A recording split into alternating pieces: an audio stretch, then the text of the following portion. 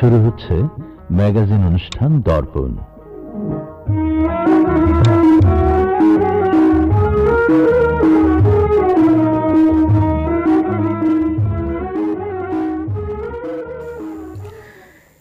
সুপ্রভাত সুপ্রিয় শ্রোতা বন্ধু। মানুষের জীবনের সবচেয়ে বড় সত্য ও বাস্তবতা হল জন্ম ও মৃত্যুর ঘটনা। এই পৃথিবীতে যখন একজন শিশুর আগমন ঘটেছে, তখন অবধারিতভাবে একদিন এই পৃথিবী তাকে ছাড়তে হবে। তবে মাঝে অতিক্রম করতে হয় জীবনের কিছু অধ্যায়।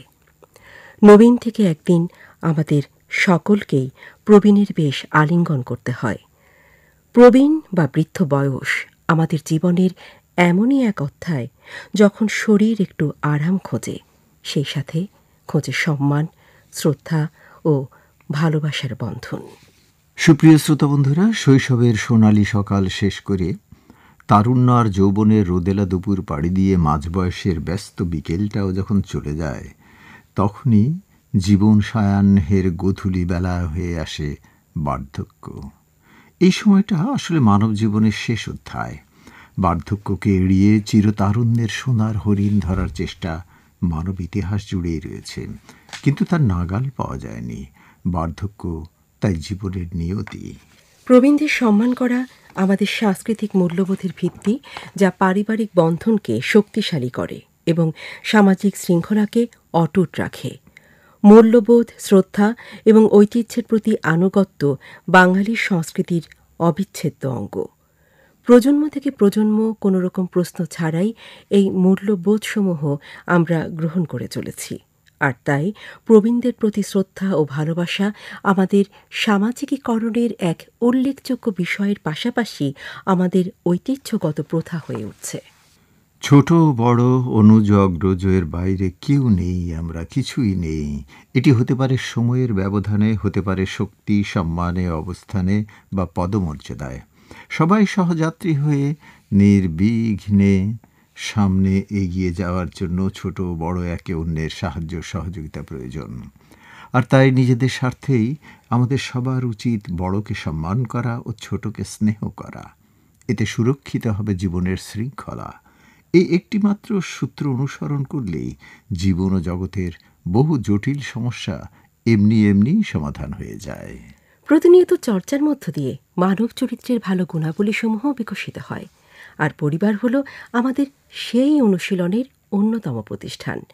তাই পরিবারে যারা প্রবীণ আছেন, তাদেরকে আন্তরিকতার সাথে সাহায্য সহযোগিতা করতে হবে। তাদের যে কোনো প্রয়োজনকেই অত্যন্ত গুরুত্বের সাথে বিবেচনা করতে হবে। একইভাবে প্রজন্মগত ব্যবধান, ভিন্ন মতাদর্শ, ভিন্ন মূল্যবোধ কিংবা দৃষ্টিভঙ্গির ঊর্ধ্বে গিয়ে আমাদের চলার পথে প্রবীণদের সহযোগিতায় যে কোনো প্রয়োজনে তাদের পাশে থাকার মনোভাব নিয়ে কাজ করতে হবে। সুপ্রিয় শ্রোতা বন্ধুরা, এই আহ্বানে দর্পণ অনুষ্ঠান শোনার আমন্ত্রণ জানাচ্ছি ফাতিমা আফরোজ সোহেলি এবং আমি শেখ শফি আহমেদ।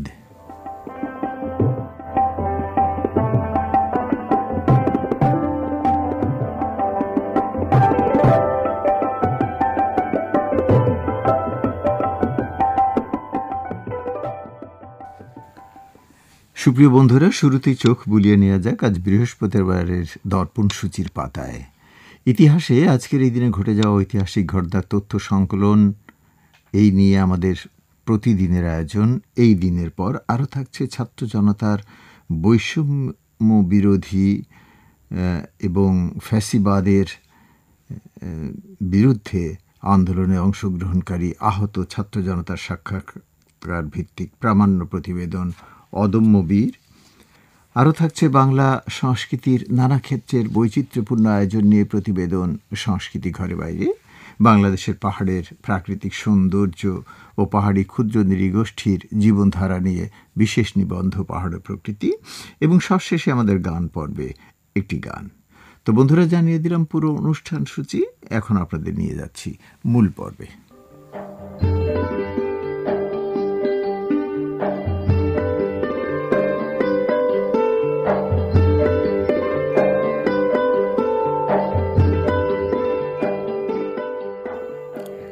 বন্ধুরা, আজ 26শে সেপ্টেম্বর 2024 খ্রিস্টাব্দ, বৃহস্পতিবার।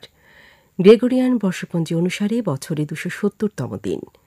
চলুন জেনে নিই আজকের দিনে ঘটে যাওয়া ইতিহাস থেকে কিছু স্মরণীয় ঘটনা ও কিংবদন্তিতুল্য ব্যক্তিবর্গের জন্ম মৃত্যু সংকলন এই দিনে।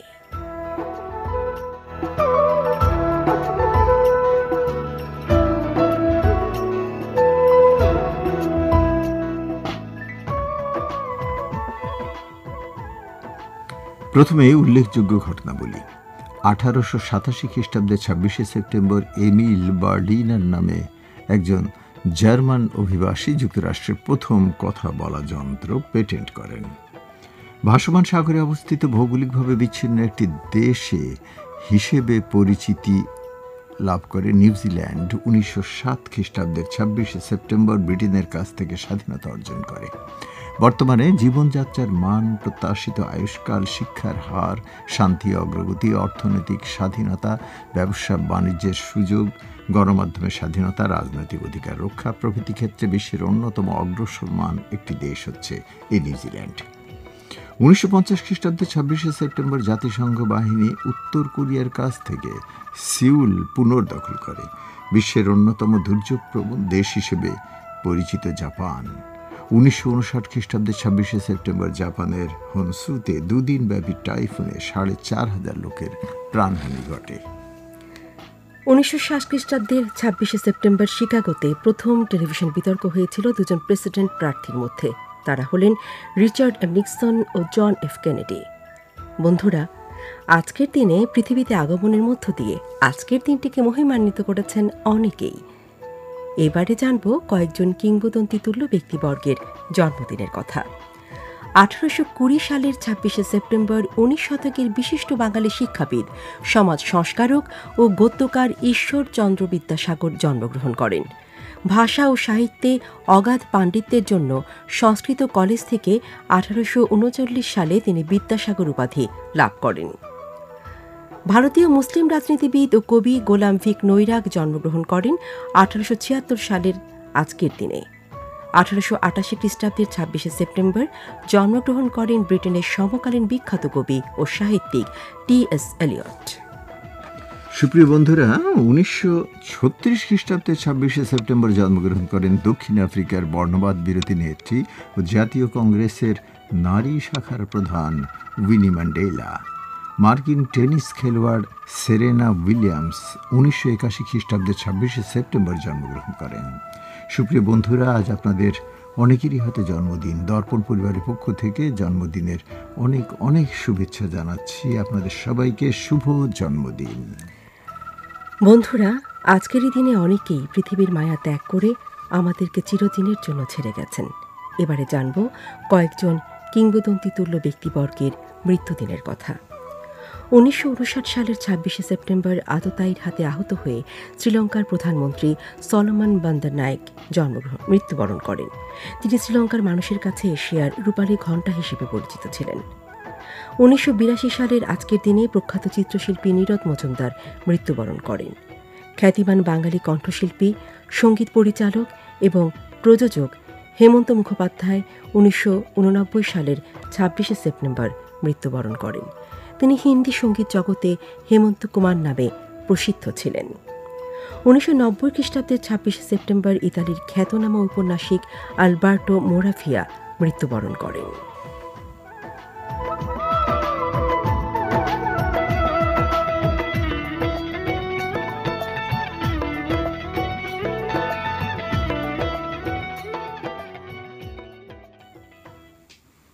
সুপ্রিয় বন্ধুরা, এতক্ষণ আপনারা শুনছিলেন আমাদের নিয়মিত পরিবেশনা এই দিনে। আপনারা শুনছেন প্রতিদিন সকালের ম্যাগাজিন অনুষ্ঠান দর্পণ, বাংলাদেশ বেতার ঢাকা কেন্দ্র থেকে। বন্ধুরা, আমরা অবগত আছি যে গত জুলাই মাস থেকে শুরু করে আগস্টের 5 তারিখ পর্যন্ত দেশের আপামর ছাত্রছাত্রী কোটা বিরোধী আন্দোলনে যুক্ত হয়। তাদের এই আন্দোলন পরবর্তী পর্যায়ে অনেক চড়াই উতরাই পেরিয়ে বৃহৎ পরিসর লাভ করে এবং এতে সম্পৃক্ত হয় সাধারণ জনগণ। তখন এটি ছাত্র জনতার আন্দোলনে রূপ নেয়। তাদের 9 দফা দাবি নেমে আসে 1 দফায়। ছাত্র জনতা শত নির্যাতন ও আত্মত্যাগের মাধ্যমে স্বৈরাচারী সরকারের পতন ঘটায়। সৃষ্টি হয় নতুন এক বাংলাদেশ। এখন আমরা শুনব ছাত্র জনতার বৈষম্য বিরোধী আন্দোলনে অংশগ্রহণকারী আহত ছাত্র জনতার সাক্ষাৎকার ভিত্তিক প্রামাণ্য প্রতিবেদন অদম্য বীর। গ্রন্থনা উপস্থাপনায় কামাল মিনা।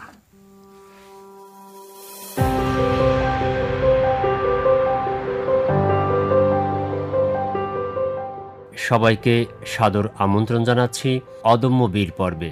প্রিয় শ্রোতা, আপনারা জানেন 2024 সালের জুলাই থেকে 5 আগস্ট পর্যন্ত বৈষম্য বিরোধী ছাত্র আন্দোলনে তৎকালীন সরকারের পুলিশ বাহিনী, রাজনৈতিক বাহিনীর অত্যাচারে অনেকে জীবন দিয়েছেন, অনেকে আহত হয়েছেন।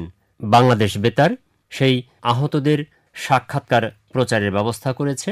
তারই অংশ হিসাবে আজকে স্টুডিওতে হাজির হয়েছেন একজন আহত ব্যক্তি, যিনি তার চোখ হারিয়েছেন এই আন্দোলনে। প্রিয় শ্রোতা, আমরা সরাসরি কথা বলবো তার সাথে। নাম কি তোমার? শিকাতুল। তুমি এই যে বৈষম্য বিরোধী ছাত্র আন্দোলনে, এই আন্দোলনে কিভাবে সম্পৃক্ত হলা? আমি গেছি, মানুষ যেভাবে শান্তিশিষ্টতায় আমি আন্দোলনে গেছি। শ্রোতা বন্ধুরা, শিকাতুল বয়সে ছোট, তাই তার বাবার সাথে এসেছেন। শিকাতুলের সাথে তার বাবাও আছে। আমরা মাঝে মাঝে তার বাবার কথাও শুনবো। দেশের মানুষ যা শান্তিতে থাকে, জি, সেজন্য তুমি আন্দোলনে গিয়েছিলে। জি। কেন দেশের মানুষ শান্তিতে ছিল না? ছিল। আমরা ছাত্ররা যখন আহত করতেছে, হ্যাঁ, আমরা তো আর ঘরে বসে থাকতেছি না। জি ছাত্ররাও আমার ছেলের মতনই। জি এইটি আমার জন্যই খুবই খারাপ লাগতেছিল। এইটার জন্যই আমার ছেলে গেছিল। জি বৈষম্যহীন যে ছাত্র আন্দোলন শুরু হয়েছিল, সেই ছাত্র আন্দোলনের চাওয়া পাওয়া ছিল একটি বৈষম্যহীন শান্তিপূর্ণ বাংলাদেশ গড়ার। সেই বৈষম্যহীন শান্তিপূর্ণ বাংলাদেশ গড়ার লক্ষ্যে আপনারা আন্দোলনে সম্পৃক্ত হয়েছিলেন। জি। শিকাতুল আহত হলো, ওই দিন কি ঘটেছিল? এদিন আমি গেছিলাম হাউস বিল্ডিং, উত্তরা। জি, বিএনএস। জি সেই জায়গায় গেছি, গিয়ে পুলিশ হামলা শুরু করছে। পরে আমরা সবাই গেলাম। জি পরে গিয়ে হেরা গুলি চালাইলো, তাই লাগলো। ওখানে কি মিছিল হচ্ছিল? জি, মিছিল। তুমি কিভাবে আহত হলে? আমি এক সাইডে আছিলাম, পুলিশে ধরে ধরে গুলি করছে। কোথায় লেগেছিল? চোখে লাগিয়েছে। কোন চোখে? ডান চোখে। গুলি লাগার পরে কি হলো? গুলি লাগার পরে রক্ত বাইর হয়েছে। পরে গেছিলাম মেডিকেলে। কোন মেডিকেলে? বাংলাদেশ মেডিকেল। গুলি লাগাচ্ছে, ছাত্ররা রায় দিয়ে গেছে। পরে বাপ মা দৌড়াদৌড়ি করছে। আপনারা খবর কিভাবে পেলেন? আমি তো গাড়ি চালাই আইছি। জি আবার পরে দিয়ে আমি শুনতাছি আমার ছেলে গুলি খাইছে। জি তো আমার ছেলে গুলি খাইছে, আমার আশা তো আর বাসায় আলিছে না। তারা হলো এই দৌড়াদৌড়ি করতেছে। জি কই গেছে? বাংলাদেশ মেডিকেল গেছে। তো বাংলাদেশ মেডিকেল গেলেও ডাক্তার নাই। জি আবার গেল মক্কাতেও ডাক্তার নাই। পরের দিন সকালে নিয়ে আসছি শ্যামলীতে, জি চক্ষু হাসপাতালে। জি। এখান থেকে চিকিৎসা করে দিছে। দেওয়ার পরে দিয়ে আপনার 18 তারিখে হয়েছিল, আর ডেটটা দিয়েছেন 28 তারিখে। জি তে 28 তারিখের ভিতরেই তার মানে চোখের যে তাণ্ডব এতে, আর আমি তার কান্দন মুন্দন আমি আর সহ্য করতে পারি নাই। মানে চোখে যন্ত্রণা হচ্ছে? হ্যাঁ, যন্ত্রণা হচ্ছে। অনেক ব্যথা করছে আর চিলিকার মধ্যে। এরপরে দিয়ে হারাম গেটে নিয়ে আসছি ইসলামীতে। এনে নিয়ে আসার পরে দিয়ে ডাক্তারে দেখছে। ডাক্তারে দেখে অপারেশনের ডেট দিছে। এখন আপনার ছেলে তো বৈষম্য বিরোধী ছাত্র আন্দোলনে অংশগ্রহণ করে পুলিশের গুলিতে আহত হয়েছে। জি। আহত হওয়ার পরে সরকার যে বিভিন্ন সাহায্য সহযোগিতা করছে জি। চিকিৎসার জন্য, সরকারি কোনো সাহায্য সহযোগিতা আপনারা পেয়েছেন কিনা? হ্যাঁ, আমি এইটি পেয়েছি। অপারেশনটা হয়েছে, জি এই অপারেশনটা আমি সরকার থেকেই পেয়েছি জি আল্লাহর রহমতে। এরপর দেয়া অন্য আপনার যা চিকিৎসা জি হেরাই গ্রহণ করবে। জি আমাদের স্যারের কাছে নিয়ে গেছিলাম ছেলেকে। স্যারেও বলে দিচ্ছে, নাইম স্যারে, তার চিকিৎসা করে যান। আপনারা সরকারের কাছ থেকে সহযোগিতার আশ্বাস পেয়েছেন? এই চোখে ও আর কখনো দেখতে পাবে না, দেখতে পারবে। এক চোখ দিয়ে দেখতে হবে এখন। জি। জি। 13-14 বছর বয়স। জি। সে এই বয়সে স্বৈরাচার বিরোধী আন্দোলনে অংশ নিয়ে তার একটা চোখ হারিয়েছে। এই সরকারের কাছে আপনাদের প্রত্যাশা কি? প্রত্যাশা এটাই, আমার ছেলে মনে করেন চোখটা নষ্ট হয়ে গেছে। আমার ছেলের যেভাবে চলে ফিরে খাইতে পারে, কি চলে ফিরে যাইতে পারে, সরকারের কাছে অতটুকুই আমার আবেদন। পুনর্বাসনের ব্যবস্থা করা জি, হয়। এই লাথি আমার দাবি সরকারের কাছে। প্রিয় শ্রোতা, এখানেই বিদায় নিচ্ছি আমি কামাল মিনা। আগামী পর্বে অন্য কোনো আহত ব্যক্তির গল্প নিয়ে আপনাদের সামনে হাজির হব।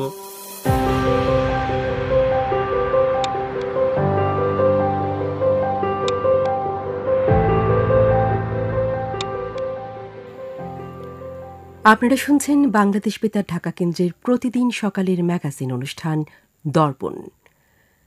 সভ্যতা ও সংস্কৃতি আমাদের জীবনের এই দুটি অংশ পরস্পরের সঙ্গে এমনভাবে জড়িয়ে রয়েছে যে তা বিশ্লেষণ করা যায় না। সভ্যতার ক্রমবিকাশের সাথে সাথে প্রত্যেক জাতির সংস্কৃতিরও উন্নয়ন ঘটেছে। সংস্কৃতি হল আমাদের জীবনাচরণের এক বিশেষ অঙ্গ। বাংলার সংস্কৃতি বাঙালি জাতির এক গৌরবময় প্রকাশ। বাঙালি জাতিকে সম্পূর্ণরূপে চেনা যায় বাংলার সংস্কৃতির বৈচিত্র্যতার মধ্য দিয়ে। বন্ধুরা, এই পর্বে আমরা শুনব মোহাম্মদ ইসহাক আলীর গ্রন্থনা বাংলা ও সংস্কৃতির নানা ক্ষেত্রের বৈচিত্র্যপূর্ণ আয়োজন নিয়ে প্রতিবেদন সংস্কৃতি ঘরে বাইরে। আর কতকাল ভাসিব আমি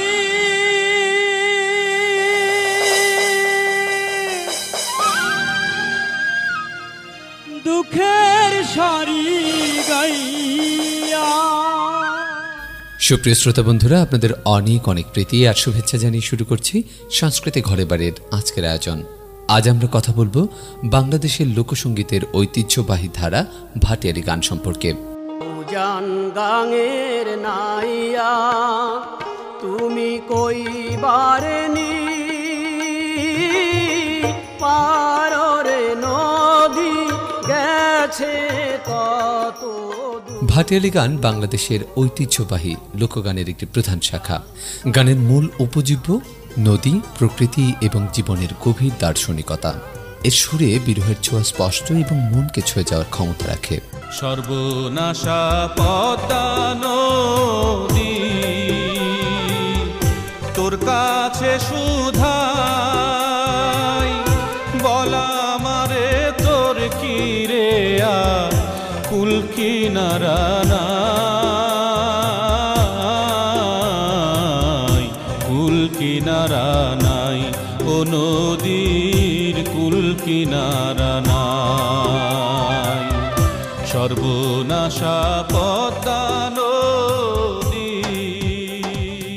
ভাটিয়ালি গানের মূল উৎপত্তি নদী অঞ্চলগুলিতে। বলা হয় যে 17 থেকে 18 শতাব্দীর দিকে এর বিকাশ ঘটে।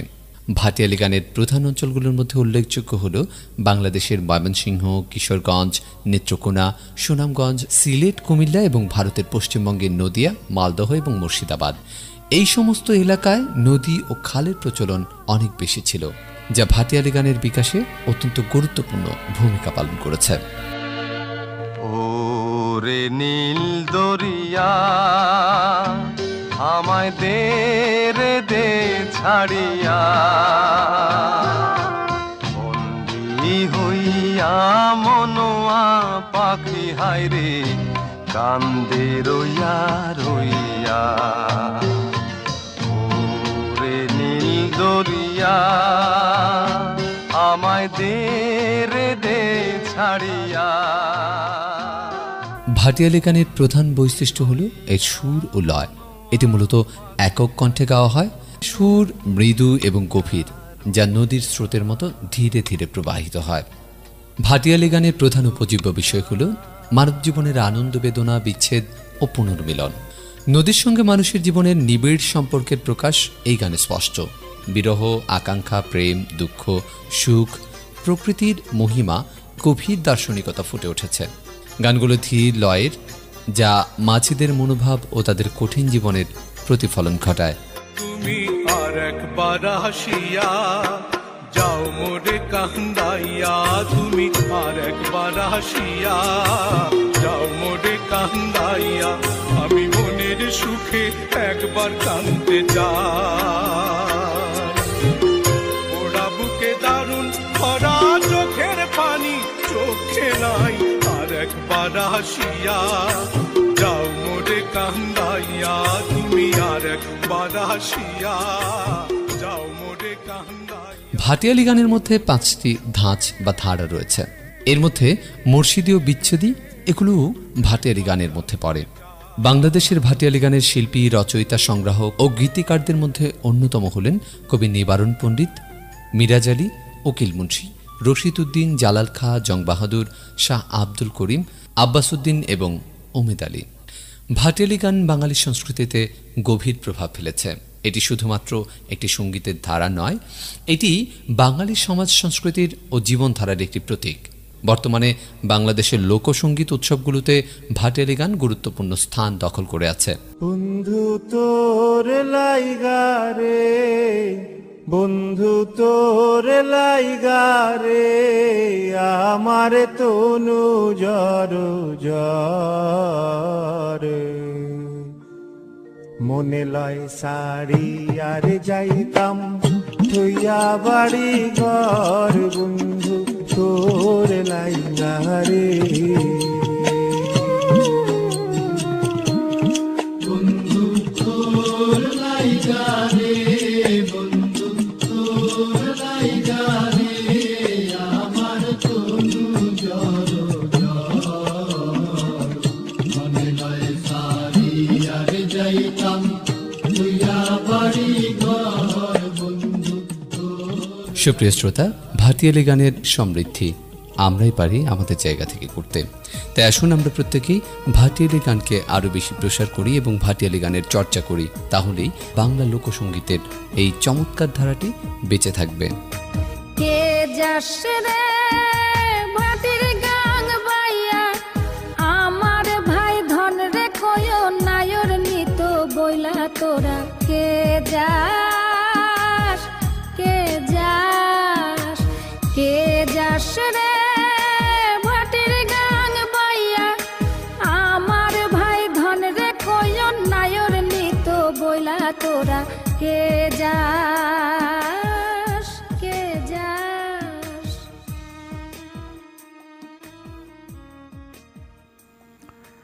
প্রিয় শ্রোতা, সংস্কৃতি ঘরে বাইরে পর্বে এতক্ষণ আপনারা শুনছিলেন ভাটিয়ালি গানের আদি কথা। আপনারা শুনছেন ম্যাগাজিন অনুষ্ঠান দর্পণ, প্রচার হচ্ছে বাংলাদেশ বেতার ঢাকা কেন্দ্র থেকে। এই সংস্কৃতি ঘরে বাইরে পর্বটির গ্রন্থনা এবং উপস্থাপনায় ছিলেন মোহাম্মদ ইসহাক আলী।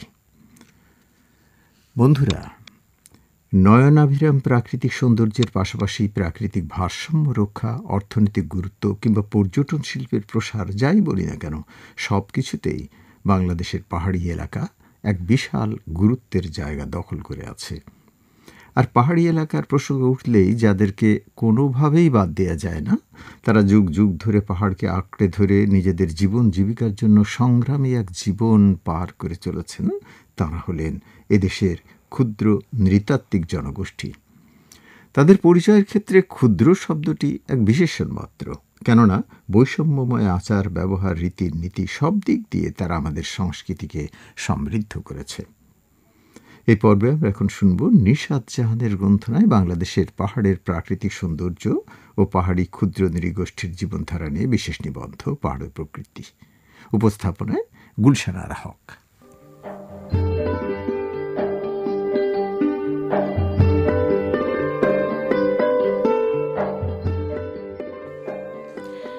বিশ্বমানচিত্রে বাংলাদেশ ছোট্ট একটি দেশ হলেও এখানে বেড়ানোর জন্য আছে প্রচুর জায়গা, কেবল এখন তাকে খুঁজে বের করার অপেক্ষা।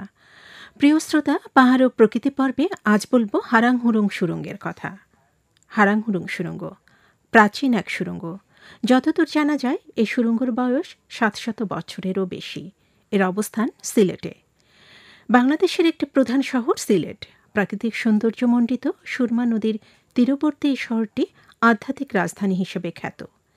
সিলেটি ভাষায় হারং মানে সাঁকো এবং বিকল্প পথ, আর হুরং মানে সুড়ঙ্গ, অর্থাৎ হারং হুরং মানে হল বিকল্প সুড়ঙ্গ পথ। এই সুড়ঙ্গকে নিয়ে বা কেন্দ্র করে নানা লোককাহিনী প্রচলিত আছে। কথিত আছে 1303 সালে হজরত শাহজালাল রহমতুল্লাহি আলাই সাল্লামের সিলেট আগমনের খবর পেয়ে রাজা গৌরগোবিন্দ তার সৈন্যবাহিনী সহ পেচাগড় সিঁড়ি দুর্গের সুড়ঙ্গ পথ দিয়ে পালিয়ে যাওয়ার পর নিরুদ্দেশ হয়ে যান। 1854 সালে প্রতিষ্ঠিত দেশের প্রথম চা বাগান। মালনী ছাড়া চা বাগানের মূল কার্যালয়ের আশেপাশেই পেয়ে যাবেন কিংবা খুঁজে নেবেন একজন পথ প্রদর্শক বা গাইড, যিনি পথ দেখে নিয়ে যাবেন। তাহলে যাত্রাপথটা সহজ হবে। এবারে সিএনজি বা টমটম যোগে তেলিহাটি, আবার রিজার্ভ গাড়িতেও যাওয়া যায়, আর বাইকে যেতে পারলে সবচেয়ে ভালো। এতে অল্প সময়ে স্পটে যাওয়া যাবে। সেক্ষেত্রে মালনীছড়া বাগান থেকে অনুমতি নিতে হবে। বাগানের কাছে এসে হারাং হুরুং সুরঙ্গের কথা জিজ্ঞেস করলে সহজেই কেউ এর কথা নাও বলতে পারে, কেননা তারা হারাং হুরুং নাও চিনতে পারে। তারা জানে রাজা গৌর গোবিন্দকে। এবারে বাগানের পথ ধরে এগোতে হবে। 1-1.5 কিলোমিটার পরে পেয়ে যাবেন বাগানের বালুময় পথের শুরুটা। দুপাশে উঁচু টিলার সুবিন্যস্ত চায়ের বাগান, তার মাঝে সোজা আকাশের দিকে উঠে যাওয়া শেড, গাছ মিলে আশ্চর্য এক সবুজের ধারা তৈরি করেছে। এ সময় যদি বৃষ্টি হয় তাহলে বাগানের ছড়াগুলোতে জলের প্রবাহ বেশি থাকে। সেই মোহনীয় শব্দে মন ভরে যাবে। এভাবে তেলিহাটি পৌঁছার পর সেখানে পেয়ে যাবেন ছোট বাজারের মতো। এই তেলিহাটির দক্ষিণে হিলুয়াছড়া চা বাগান।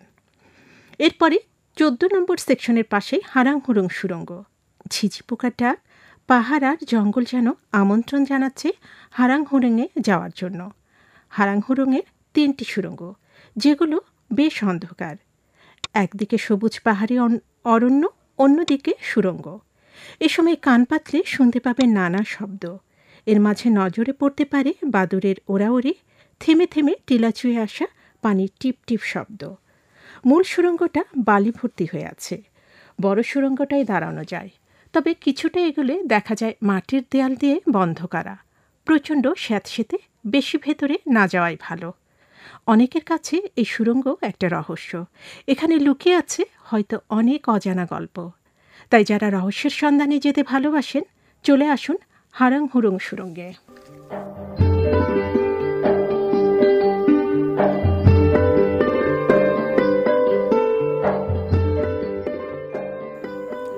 প্রিয় শ্রোতা, আপনারা শুনছেন বাংলাদেশ বেতার ঢাকা কেন্দ্র থেকে প্রচারিত প্রতিদিনের ম্যাগাজিন অনুষ্ঠান দর্পণ।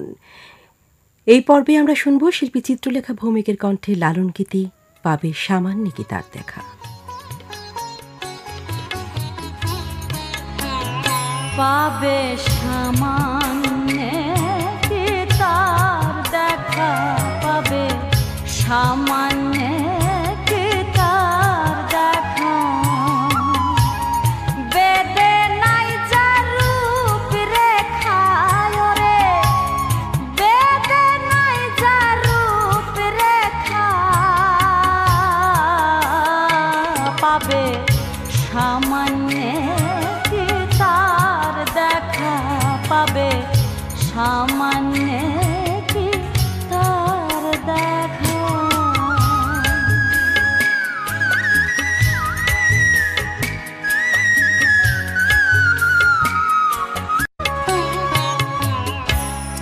নিরাকার ব্রহ্ম হয় সে, থাকে সদাই অচিন দেশে।